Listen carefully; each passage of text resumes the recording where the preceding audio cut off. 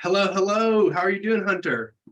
I'm good. It's great to see you, Michael. I hope your day's going well. It's going well.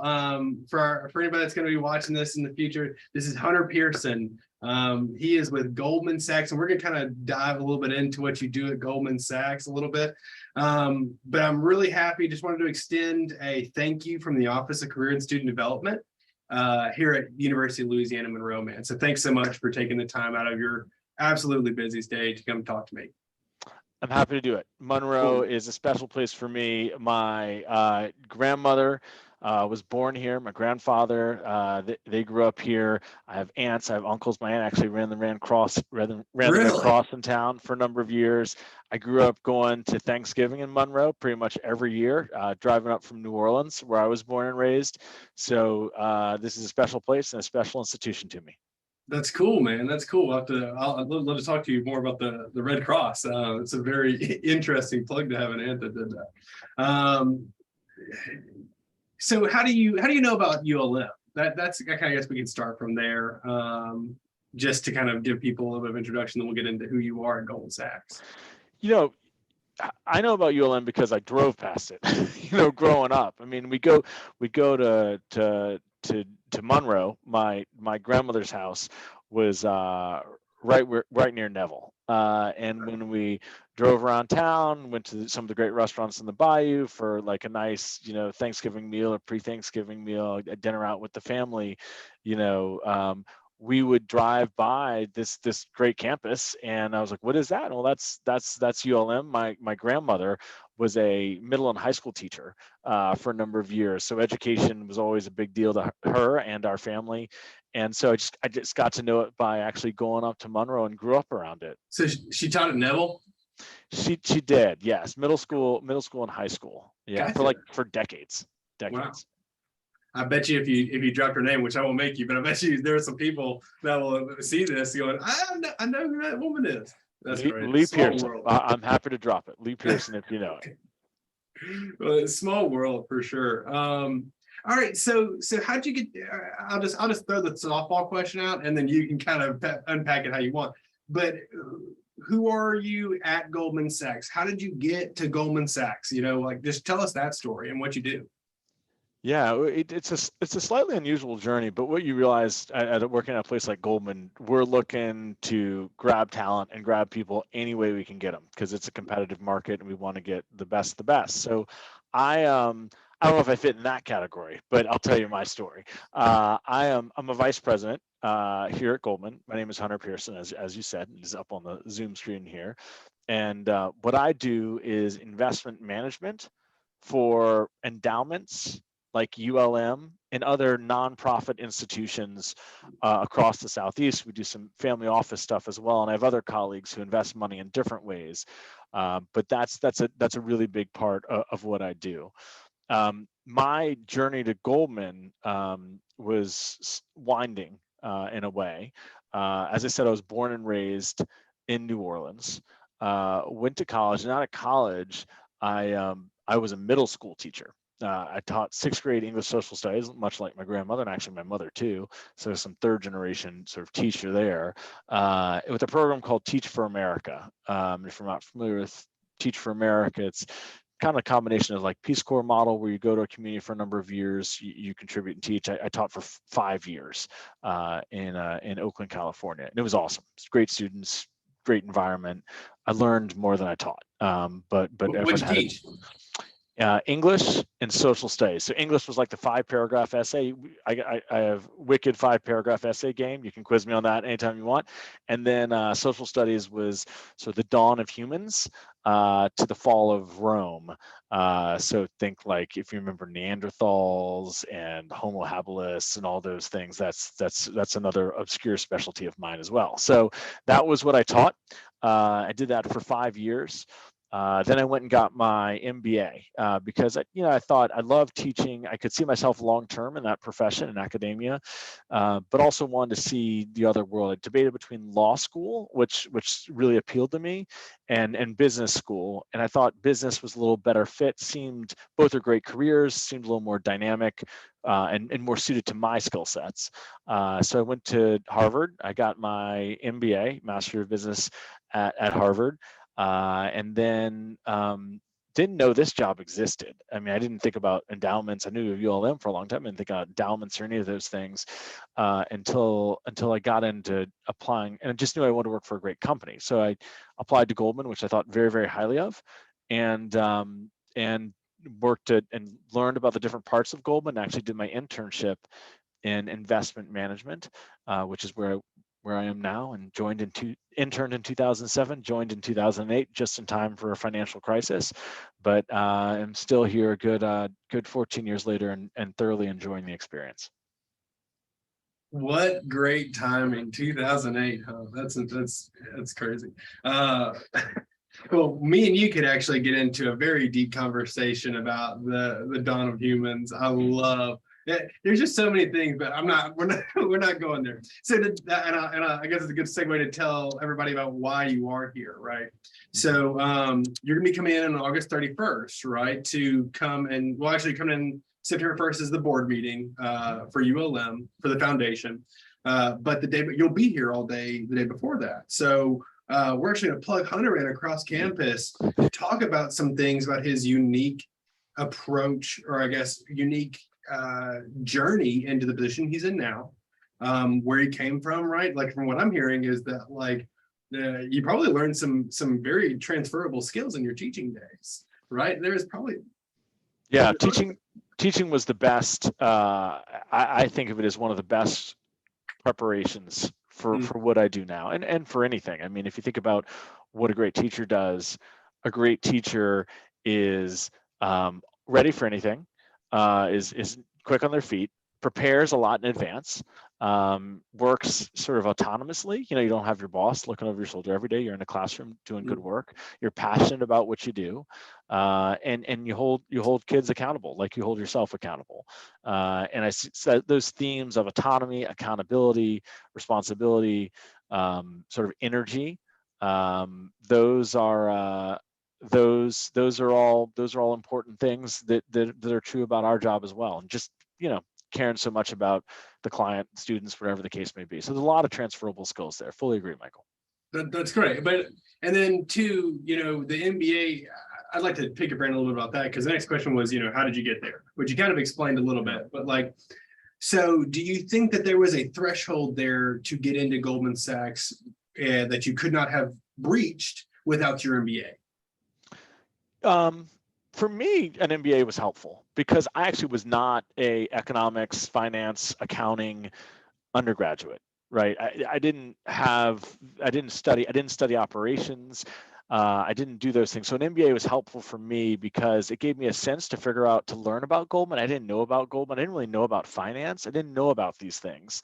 So school was a really helpful entry point for me. I'd come from the nonprofit world, the education world. And that's why I love doing what we're doing on August 31st in Monroe, because many of the folks who may come, they don't know a lot about finance, potentially. A lot of folks I imagine will, but some who doesn't. And I think there's such a great rewarding career that we want to bring in as many folks as we can.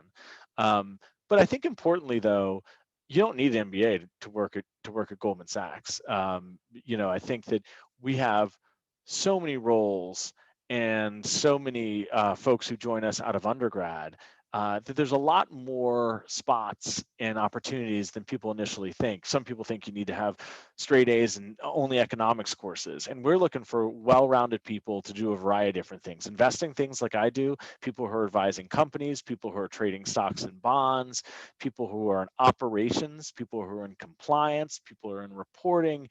We've got a lot of different functions, and there's a lot of different skill sets that are needed for all those different jobs out there and roles at Goldman and other firms like Goldman.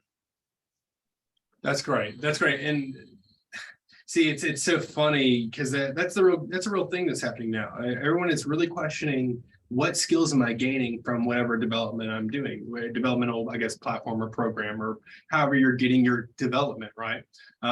For us, it's education. How is what skill sets are coming out of our degrees? And then how do I apply those skill sets, or I guess leverage those skill sets into really great jobs?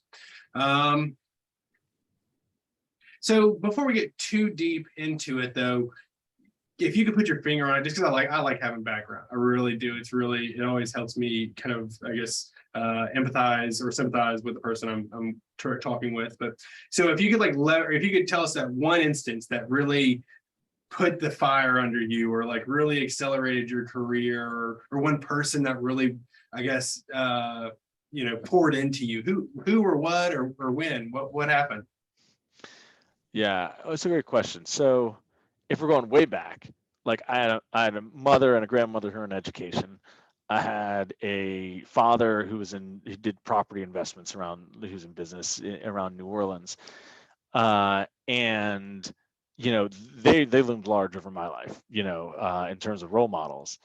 And the education certainly does what my mother did. The business world, was more what my father did growing up. And for me, this role, like you think about who framed it, it was the combining of their passions, right? It was this ability to get involved in education, but through a business perspective, and help out institutions of higher learning from a slightly different way than just teaching in the classroom, which is arguably way more important than my job, but is another important way to help out an institution. So I say it's sort of framing moments. There's not one I could pick out, but I could certainly say the influence of my parents and seeing their career paths influenced mine over time. Then there's just the sense where you meet someone from an institution. I don't know if folks took college tours, say, if whoever your tour guide is, right? That's an influential person in that decision-making process.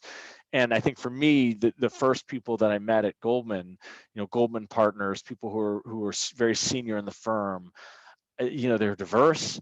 I liked the way they thought about the world. And it was just, and I thought, like, man, I want to be them when I grow up.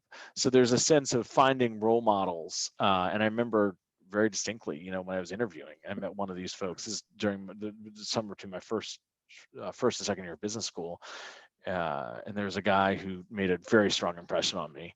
And I thought, man, I'd love to do that in 20 years. He's still around at the firm. His name's Jeff Goldenberg. He's one of the guys who run our business, and I still admire him to this day. That's fantastic. Well, it works on so many levels, but like we're actually just started our employer education series with the Office of Career and Student Development. And the first thing we're harping on, man, is internships. People are so enamored with the idea of like what attracts great talent. And it isn't marketing. I mean, it is marketing. It is everything else that you think goes into it.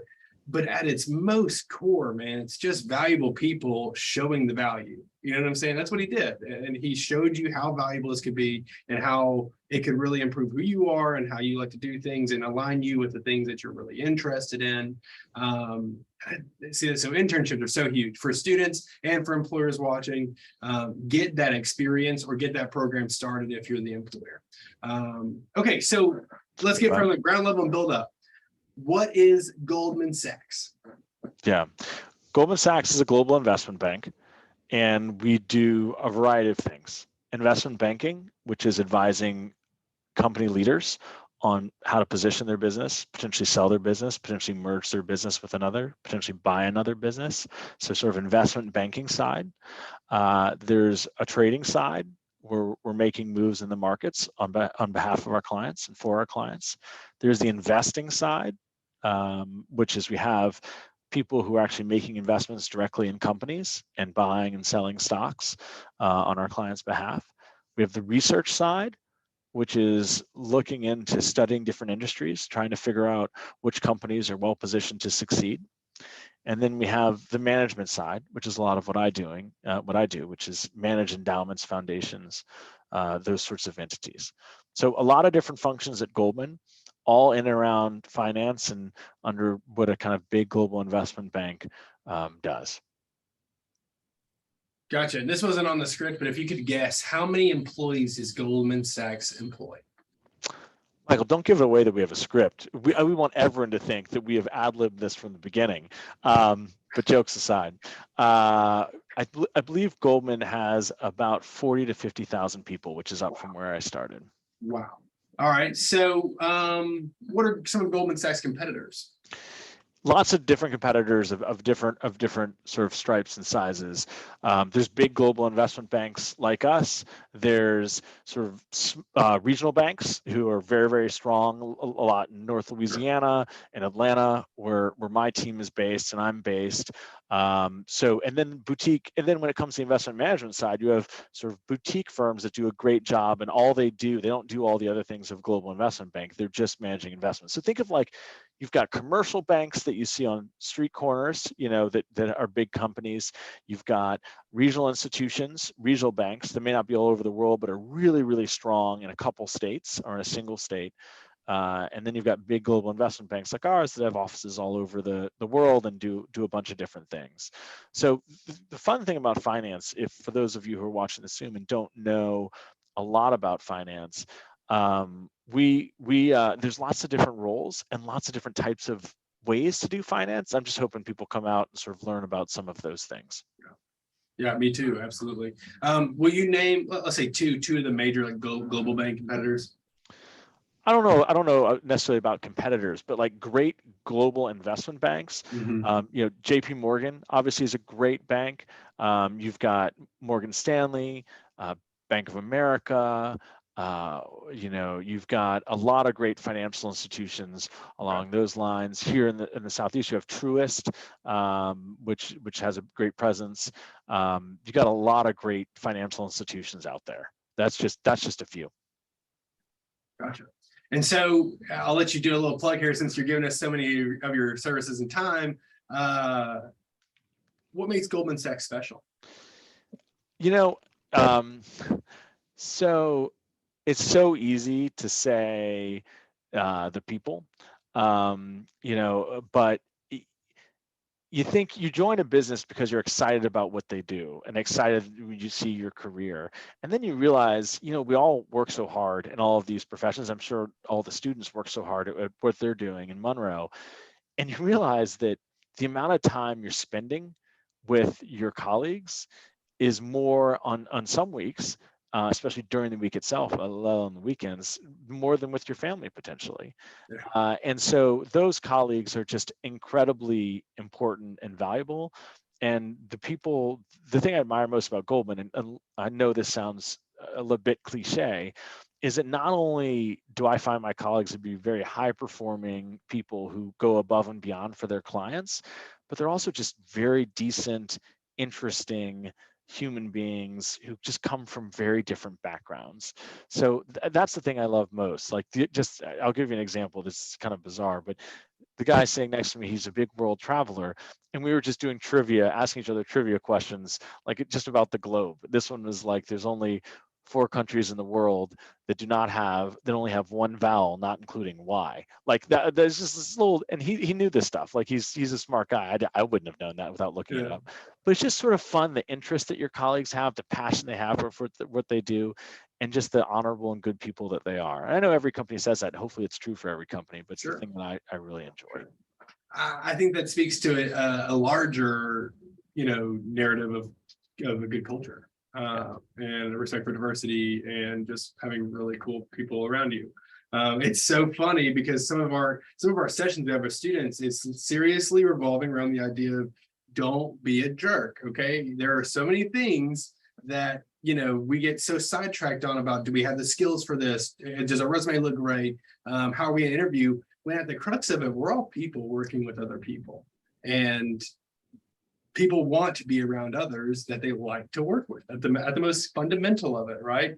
And so I don't know, just I'm glad you said it, because we say it all the time, but it also coming from somebody in the corporate sector that's nice to hear. Totally agree with you, Michael. That's well said. We should go on tour together. Let's just go on tour. Let's do that. I'm totally down for that. Well, and so and to say that corporate structure, how does being in a corporate world, does it still allow you to have personal connections with everybody, right? I think a lot of us have this idea of like corporate life as being this, have you seen the show Severed? I don't think so. Oh, Sev- Severance, the Apple on Severance. Apple. Yeah, Severance. Severance. I've read about it, haven't seen it. Yeah, the whole concept is that like you just check out as soon as you get into work, you check out and you go do the job that's a task to you, and then you check back in because you're back at home. Do you feel like that, or do you feel connected to your work?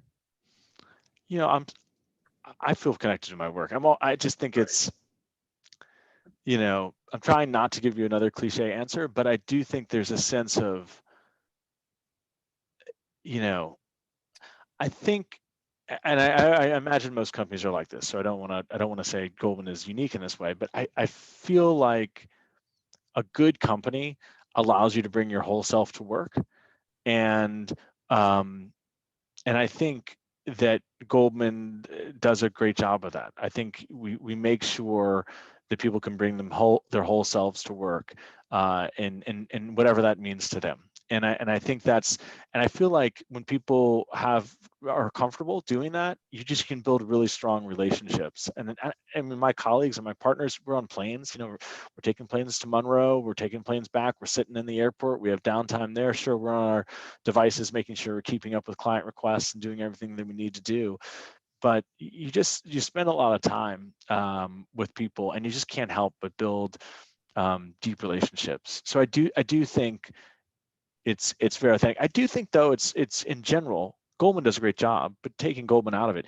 And in the first couple of years in the job, you're a little more nervous, right? You're just getting to know your bearings. You're trying really hard to make sure that you set an initial first impression, and um, and I think you're hesitant in those early years at times. And as you get more senior in your career, I think you get much more comfortable and making sure that people feel more welcome and at home at work, you know, sooner rather than later. So I do empathize with those who say, hey, it's hard for me. I'm just starting out in my career. I'm trying to do all these things at once.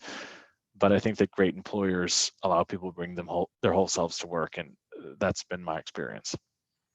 Well, that's fantastic to know. I know that our office is really concerned with ethical placement, right? It's like, are the people that, or are the Yeah. companies that we are bringing in to come to our students and to hopefully, you know, create a portal for our students to travel along and get placed into those companies. Are they going to take care of them, right? I mean, because I think that's the first 3 years are so formidable. They're like whenever you're a toddler and you're you know your ideas about who you are, and I guess the ideas you're forming about who you are professionally are so influenced in those first 3 years out of, like, let's say universities, that we really hope that the people that they're going to, the companies they're going to, are going to foster their creativity, show them where they can expand and grow and not burn out, you know what I'm saying, the talent and the drive that every young person coming into a new organization has. So it's great to hear, and we will be your guys's, you know, sounding board, going, hey, by the way, check out Goldman Sachs. So great, that's great to hear. All right, so more than the semantics, so what are some degrees that tie in well with careers at Goldman Sachs? I know that's huge. I know it's a lot to unpack there, but can you give us a few? Yeah, I mean, there's a bunch of different careers because there's a lot of parts of the bank. This is like, say, like marketing or legal. You might not think as much, but they tie in brilliantly because there's different roles in all these great big institutions for a lot of different backgrounds. We thrive on that. You know, I think some of the most common ones that we see in folks applying, you know, accounting, business, economics, finance, operations, you know. But you know, we have plenty of physics majors, physicians, literature majors. I mean, you know, I studied social theory, you know, economics, and I studied more history than anything. So I think there's a lot of different roles here. But if I was to name some of the most common ones that we see, they tend to be in the business fields: accounting, business, economics, finance, you know, operations. I can only imagine, as a global company, that people who study languages could Yeah, also have a great, you know, foot in the door as well. huge need. Yeah. Well, and that's what I was talking about with a couple of other employers. It was like, you know, there is a there, you know, there are some really safe options for you in degrees: marketing, computer science, finance, accounting, communications. I mean, all of these can be applicable on a corporate level. Because Absolutely. you do now, and please tell me if I'm wrong, but you do a lot of this stuff in-house. You don't hire a marketing firm to do all of your marketing. You don't have, you have your own HR department that will take care of your own employees. Therefore, we need HR and management people. So We have to have a lot of that expertise in-house. Certainly we work with external advisors and firms, but a lot of that we got to have inside the house. And I think you're right too. So glad you mentioned communications and computer science. I should have mentioned those as well. I mean, technology is the biggest division of Goldman. Our CEO is fond of saying, because it's just such a huge need of every company, us included. well, and I mean, this is getting completely off topic, but like, we went to a local employer who is a manufacturer, right? And they're like, we love our engineer team leaders, but for every engineer team leader we have, we also need a general business or communications team leader as well, because as much as we have reduced and innovated on the factory floor, we still need that human element to inspire and lead others. And I'm sure that, on the corporate level, that's the same there. We still need the human aspect to tie people together and make them feel taken care of. All right, so then we'll kind of wrap it up a little bit. What are some tips you would give students just starting college? Just starting college. Well, yeah, I'll tell you a short story that I think illustrates the points. Happened to me today. So I was on the Zoom with a client. This is a chair of not ULM. It's another foundation board in the Southeast chair university. And they'd had a very successful business career, worked in companies, worked in finance, just very long and distinguished. And in the middle of our conversation, says, I've never worked a day. And we were all confused. I just said, you've worked a ton, look at all the different things you've done. He said, no, because it never felt like work, because I was passionate about what I was doing. And I've heard different versions of that, but the way he said it today really stuck with me. And I do think in your early years in college, finding a passion, or to put it in our clients' words, finding the thing that doesn't feel like work, that is very powerful.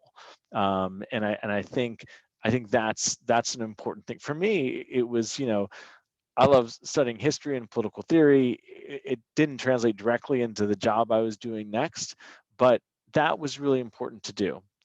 I'd say the second thing is do things outside. It's helpful to do things outside the classroom to pursue those passions. Internships, like you just said, joining clubs, taking opportunities for leadership. Those are things we look for. And I think things that, because it's quite funny, it's things that where people develop quicker if they're in leadership roles in different institutions and getting involved. Networking, I think it's a great thing. Some people say, oh, networking, but it's just building relationships with people who share similar passions, right? That's what networking is.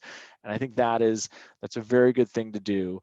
I'm a little bit of an introvert. I can be an extrovert by the nature of our job. I need to be, but it was kind of hard for me to do the networking initially. But then if you find people who are passionate about the same thing and all you're looking for is connections, it doesn't become taxing. It's fun in that sense. And then finally, I'd strongly recommend you take a class, every semester, however, with some frequency, that is totally unrelated to whatever your career path is, because it'll just make you a more well-rounded person who's interesting. We like to say at Goldman, interesting people like doing work with interesting people. And that doesn't mean incredibly accomplished or whatever the case may be, but just having interests and passions brings energy into the relationship and into the conversation that we find is really helpful.